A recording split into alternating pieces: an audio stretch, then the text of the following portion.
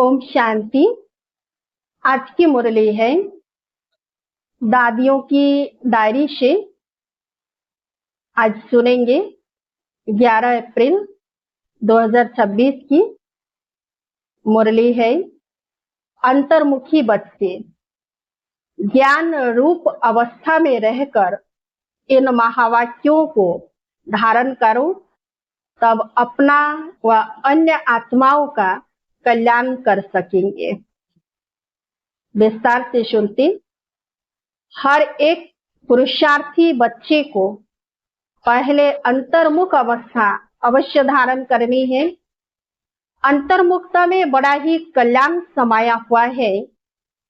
इस अवस्था से ही अचल, स्थिर, धैर्यवत, निर्मांचित इत्यादि देवी गुणों की धारणा हो सकती है तथा संपूर्ण ज्ञानमय अवस्था प्राप्त हो सकती है।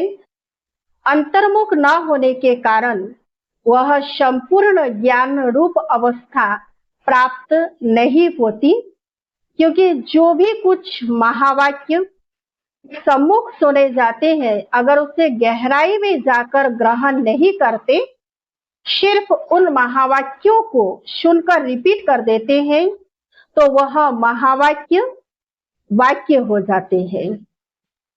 जो ज्ञान रूप अवस्था में रहकर महावाक्य नहीं सुने जाते, उन महावाक्यों पर माया का परछाया पड़ जाता है।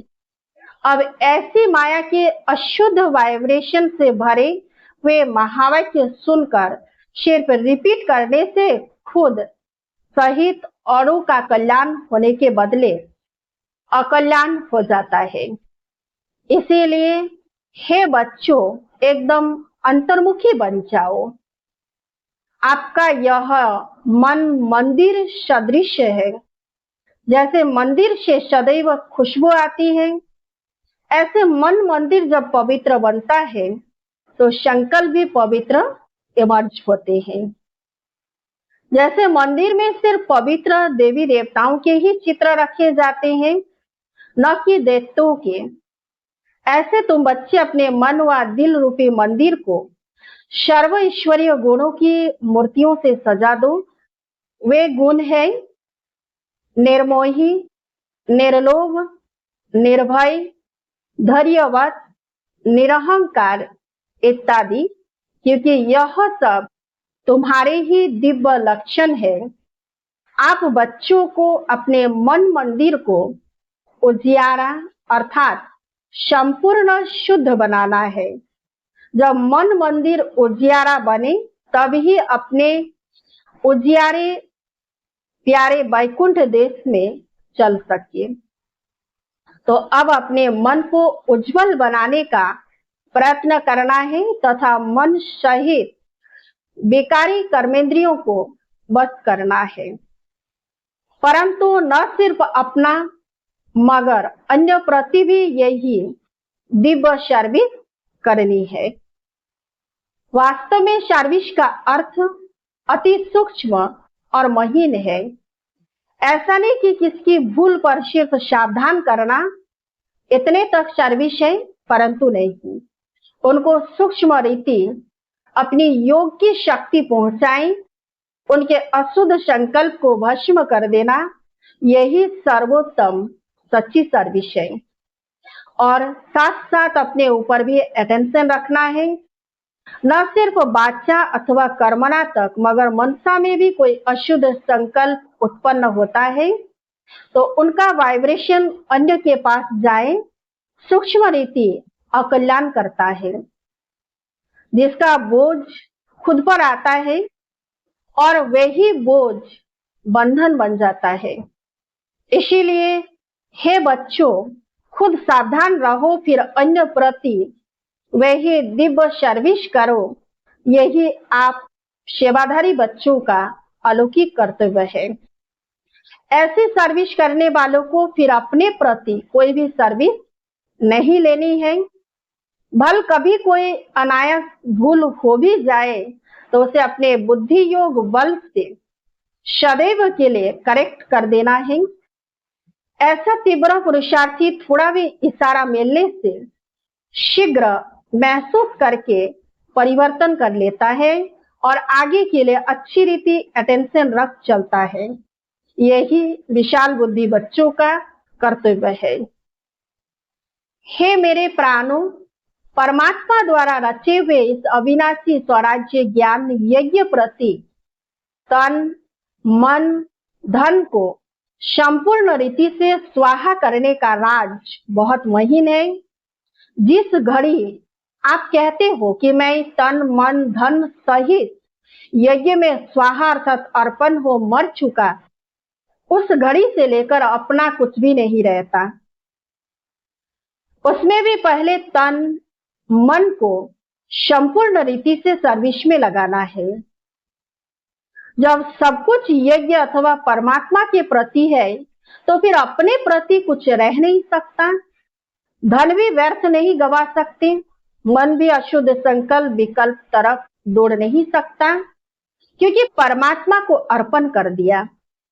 अब परमात्मा तो है ही शुद्ध शांत स्वरूप, इस कारण अशुद्ध संकल्प स्वतः शांत हो जाते हैं।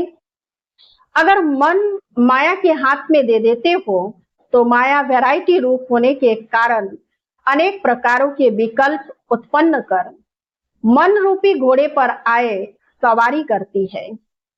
अगर किसी बच्चे को अभी तक भी संकल्प विकल्प आते हैं तो समझना चाहिए कि अभी मन पूर्ण रीति से स्वाहा नहीं हुआ है, अर्थात ईश्वरीय मन नहीं बना है।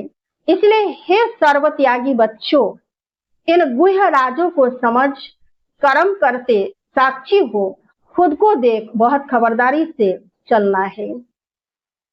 स्वयं गोपी वल्लभ तुम अपने प्रिय गोप गोपियों को समझा रहे हैं कि तुम हर एक का वास्तविक सच्चा प्रेम कौन सा है। हे प्राणों, तुम्हें एक दो की प्रेम भरी सावधानियों को स्वीकार करना है, क्योंकि जितना प्रिय फूल उतना ही श्रेष्ठ परवरिश। फूल को वैल्यूएबल बनाने अर्थ माली को कांटों से निकालना ही पड़ता है।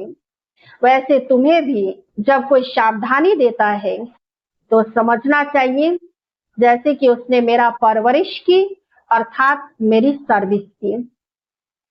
उस सर्विस अथवा परवरिश को रिगार्ड देना है, यही संपूर्ण बनने की युक्ति है। यही ज्ञान सहित आंतरिक सच्चा प्रेम है। इस दिव्य प्रेम में एक दो के लिए बहुत रिगार्ड होना चाहिए। हर एक बात में पहले खुद को ही सावधान करना है। यही निर्माणचित अति मधुर अवस्था है। ऐसे प्रेम पूर्वक चलने से तुम्हें जैसे यहाँ ही हुए सतयुग के सुहावने दिन आंतरिक महसूस होंगे। वहां तो यह प्रेम नेचुरल रहता है, परंतु इस संगम के स्वीटेस्ट समय पर एक दो के लिए सर्विस करने का यह अति मीठा रमणीक प्रेम है। यही शुद्ध प्रेम जग में गाया हुआ है। तुम हर एक चैतन्य फूलों को हरदम हर्षित मुख हो रहना है, क्योंकि निश्चय बुद्धि होने के कारण तुम्हारी नस नस में संपूर्ण ईश्वरीय ताकत समाई हुई है। ऐसी आकर्षण शक्ति अपना दिव्य चमत्कार अवश्य निकालती है। जैसे छोटे निर्दोष बच्चे शुद्ध पवित्र होने कारण सदैव हंसते रहते हैं और अपने रमणीक चरित्र से सबको बहुत खींचते हैं, वैसे तुम हर एक की ऐसी ईश्वरीय रमणीक जीवन होनी चाहिए। इसके लिए तुम्हें किसी भी युक्ति से अपने आसुरी स्वभावों पर जीत प्राप्त करनी है। जब कोई को देखो कि यह क्रोध विकार के बस हो मेरे सामने आता है, तो उनके सामने ज्ञान रूप हो बचपन की मीठी रीति से मुस्कुराते रहो, तो वह खुद शांतचित हो जाएगा, अर्थात विस्मृति स्वरूप से स्मृति में आ जाएगा। भल उनको पता न भी पड़े, लेकिन सूक्ष्म रीति से उनके ऊपर जीत पाकर मालिक बन जाना, यही मालिक और बालकपन की सर्वोच्च शिरोमणि विधि है। ईश्वर जैसे संपूर्ण ज्ञान रूप, वैसे फिर संपूर्ण प्रेम रूप भी है। ईश्वर में दोनों ही क्वालिटी समाई हुई है। परंतु फर्स्ट ज्ञान, सेकंड प्रेम। अगर कोई पहले ज्ञान रूप बनने बिगर सिर्फ प्रेम बन जाता है, प्रेम रूप बन जाता है, तो वह प्रेम अशुद्ध खाते में ले जाता है। इसलिए प्रेम को मर्ज कर पहले ज्ञान रूप बन भिन्न भिन्न रूपों में आई हुई माया पर जीत पाकर पीछे प्रेम रूप बनना है। अगर ज्ञान बिगर प्रेम में आए तो कहाँ विचलित भी हो जाएंगे। जैसे अगर कोई ज्ञान रूप बनने के बिगर ध्यान में जाते हैं तो कई बार माया में फंस जाते हैं। इसलिए बाबा कहते बच्चे, यह ध्यान भी एक सुख की जंजीर है, परंतु ज्ञान रूप बन पीछे ध्यान में जाने से अति मौज का अनुभव होता है। तो पहले है ज्ञान, पीछे है ध्यान। ध्यानिष्ठ अवस्था से ज्ञानिष्ठ अवस्था श्रेष्ठ है। इसलिए हे बच्चों, पहले ज्ञान रूप बन फिर प्रेम इमर्ज करना है। ज्ञान बिगर सिर्फ प्रेम इस पुरुषार्थी जीवन में विघ्न डालता है। साक्षीपन की अवस्था अति मीठी, रमणीक और सुंदर है। इस अवस्था पर ही आगे की जीवन का सारा मदार है। जैसे कोई के पास कोई शारीरिक भोगना आती है, उस समय अगर यह साक्षी सुख रूप अवस्था में उपस्थित हो उसे भोगता है तो पास्ट कर्मों को भोग चुकता भी करता है और साथ साथ फ्यूचर के लिए सुख का हिसाब भी बनाता है। तो यह साक्षीपन की सुख रूप अवस्था पास्ट और फ्यूचर दोनों से कनेक्शन रखती है। तो इस राज को समझने से कोई भी ऐसे नहीं कहेगा कि मेरा यह सुहावना समय सिर्फ चुकतू करने में चला गया। नहीं, यही सुहावना पुरुषार्थ का समय है, जिस समय दोनों कार्य संपूर्ण रीति सिद्ध होते हैं। ऐसे दोनों कार्य को सिद्ध करने वाला तीव्र पुरुषार्थी ही अतीन्द्रिय सुख व आनंद के अनुभव में रहता है। इस वैरायटी विराट ड्रामा की हर एक बात में तुम बच्चों को संपूर्ण निश्चय होना चाहिए, क्योंकि यह बना बनाया ड्रामा बिल्कुल वफादार है। देखो, यह ड्रामा हर एक जीव प्राणी से उनका पार्ट पूर्ण रीति से बजवाता है। भल कोई रॉन्ग है तो वह रॉन्ग पार्ट भी पूर्ण रीति से बजाता है। यह भी ड्रामा की नूंद है। जब रॉन्ग और राइट दोनों ही प्लान में नूंधे हुए हैं तो फिर कोई बात में संशय उठाना यह ज्ञान नहीं है, क्योंकि हर एक एक्टर अपना अपना पार्ट बजा रहा है। जैसे बाइस्कोप में अनेक भिन्न भिन्न नाम रूपधारी एक्टर अपनी अपनी एक्टिंग करते हैं, तो उनको देख किससे नफरत आवे व किससे हर्षित होवे ऐसा नहीं होता है। पता है कि यह एक खेल है जिसमें हर एक को अपना अपना गुड व बैड पार्ट मिला हुआ है। वैसे ही इस अनादि बने हुए बाइस्कोप को भी साक्षी को एक रस अवस्था से हर्षित मुख हो देखते रहना है। संगठन में यह पॉइंट बहुत अच्छी रीति धारण करनी है। एक दो को ईश्वरीय रूप से देखना है, महसूसता का ज्ञान उठाए, सर्व ईश्वरीय गुणों की धारणा करनी है। अपने लक्ष्य स्वरूप की स्मृति से शांत चित, निर्माण चित, धैर्यवत, मिठास, शीतलता इत्यादि सर्वदैवी गुण इमर्ज करने हैं। धैर्यवत अवस्था धारण करने का मुख्य फाउंडेशन वेट एंड सी। हे मेरे प्रिय बच्चों, वेट अर्थात धैर्य धरना, सी अर्थात देखना। अपने दिल भीतर पहले धैर्यवत गुण धारण कर उसके बाद फिर बाहर में विराट ड्रामा को साक्षी हो देखना है। जब तक कोई भी राज सुनने का समय समीप आवे तब तक धैर्यवत गुण की धारणा करनी है। समय आने पर उस धैर्यता का गुण से राज सुनने में कभी भी विचलित नहीं होंगे। इसलिए हे पुरुषार्थी प्राणों, जरा ठहरो और आगे बढ़कर राज देखते चलो। इस ही धैर्यवत अवस्था से सारा कर्तव्य संपूर्ण रीति से सिद्ध होता है। यह गुण निश्चय से बांधा हुआ है। ऐसे निश्चय बुद्धि साक्षी दृष्टा को हर खेल को हर्षित चेहरे से देखते, आंतरिक धैर्यवत और अडोल चित रहते हैं। यही ज्ञान की परिपक्व अवस्था है जो अंत में संपूर्णता के समय प्रैक्टिकल में रहती है।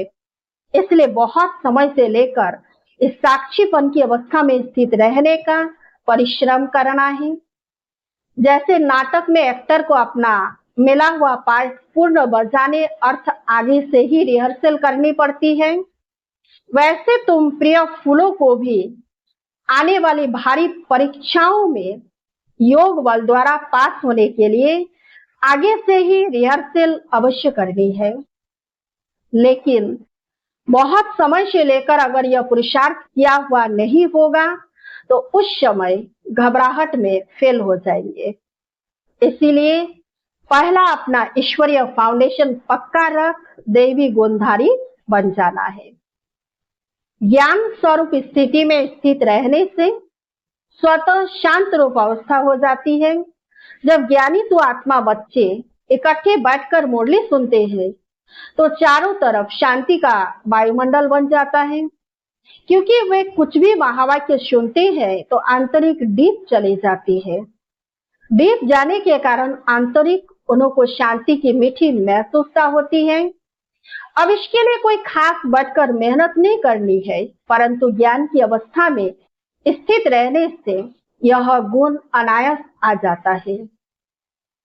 तुम बच्चे जब सवेरे सवेरे उठकर एकांत में बैठते हो तो शुद्ध विचारों रूपी लहरें उत्पन्न होती है। उस समय बहुत उपराम अवस्था होनी चाहिए।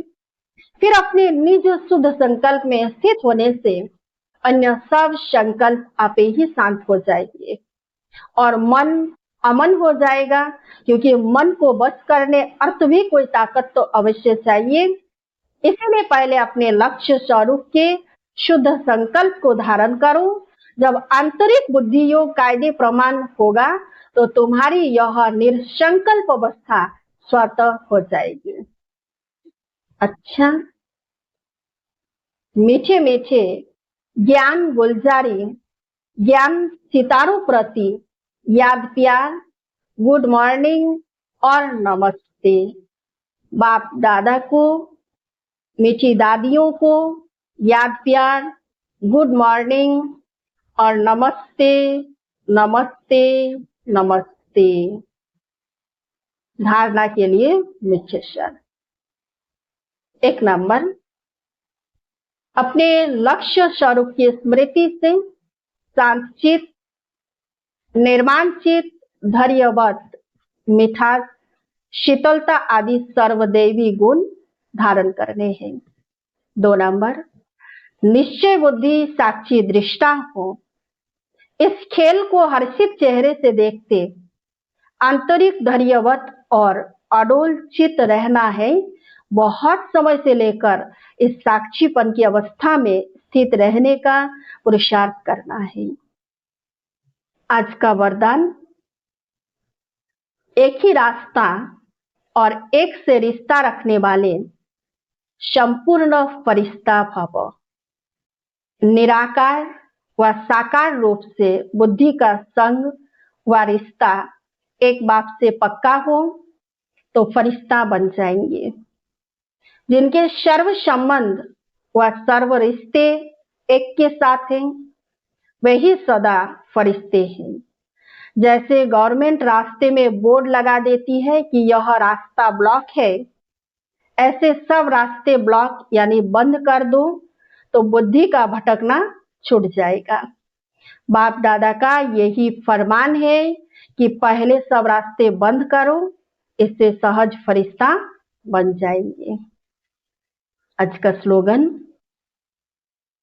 सदा सेवा के उमंग उत्साह में रहना यही माया से सेफ्टी का साधन है। सदा सेवा के उमंग उत्साह में रहना यही माया से सेफ्टी का साधन है। अव्यक्त इशारे, महान बनने के लिए मधुरता और नम्रता का गुण धारण करो। आपका बोल और स्वरूप दोनों साथ साथ हो। बोल स्पष्ट भी हो उसमें स्नेह भी हो, नम्रता और मधुरता भी हो, सत्यता भी हो, लेकिन स्वरूप की नम्रता भी हो। इसी रूप से बात को प्रत्यक्ष कर सकेंगे। निर्भय हो लेकिन बोल मर्यादा के अंदर हो। जब इन दोनों बातों का बैलेंस हो तब कमाल दिखाई देगी। फिर आपके शब्द कड़े नहीं मीठे लगेंगे। ओम शांति।